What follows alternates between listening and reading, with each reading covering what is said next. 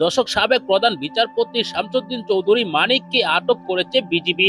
60 লক্ষ টাকা নিয়ে তিনি ভারত পালিয়ে যাচ্ছিলেন। ভারত সীমান্তে বিজিবি তাকে আটক করে যে প্রশ্নগুলো করেছে তিনি কি উত্তর দিয়েছেন সেই ভিডিওটি আমরা দেখবো। এমনকি তার গলাতে গামছা লাগিয়ে কলা পাতার উপরে শুয়ে রেখেছেন, সারা রাত মশার কামড় খেয়েছেন। অন্যদিকে তাকে আদালতে তোলার সময় ইতিমধ্যেই কঠিন ধুলাই দিয়েছেন, জুতা নিক্ষেপ করেছেন জনতা।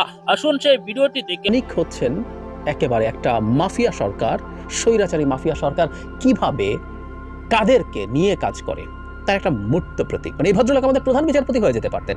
এটা আমাদের আলোচনার বিষয় যে এরকম তীব্র বিদ্বেষ, ক্ষোভ, মানুষের প্রতি স্যাডিস্ট মেন্টালিটি রাখা, মানুষকে অত্যাচার করে আনন্দ পাওয়া একজন মানুষ কিভাবে এটা হন। একটু অফ টপিক যোগ করে দেই, তারপর আসবো কেন তার পক্ষে কথা বলছি। সম্মানিত দর্শক, সম্পূর্ণ ভিডিওটি দেখলেন। এই ভিডিও সম্পর্কে অবশ্যই আপনার মূল্যবান মতামত কমেন্টে জানাবেন।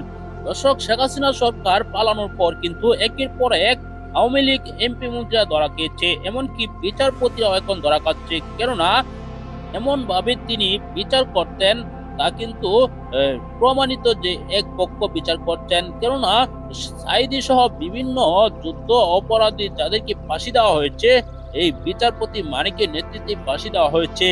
দর্শক, সাইদির যে রায় দেওয়া হয়েছিল তিনি কিন্তু সেই রায়গুলো দিয়েছিলেন। দর্শক, সেজন্য কিন্তু জাতি সকলেই ক্ষিপ্ত তার উপর।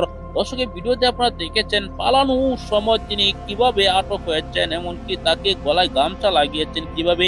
দর্শক, এসব বিষয় নিয়ে আপনার কি মতামত জানাবেন। পরবর্তী এরকম ভিডিওগুলো পেতে চ্যানেলটিকে সাবস্ক্রাইব করে পাশে থাকা বেল বাটনটি অন করে দিবেন। ভিডিওতে একটি লাইক দিয়ে শেয়ার করে দিবেন, অন্যদেরকে দেখার সুযোগ করে দিবেন।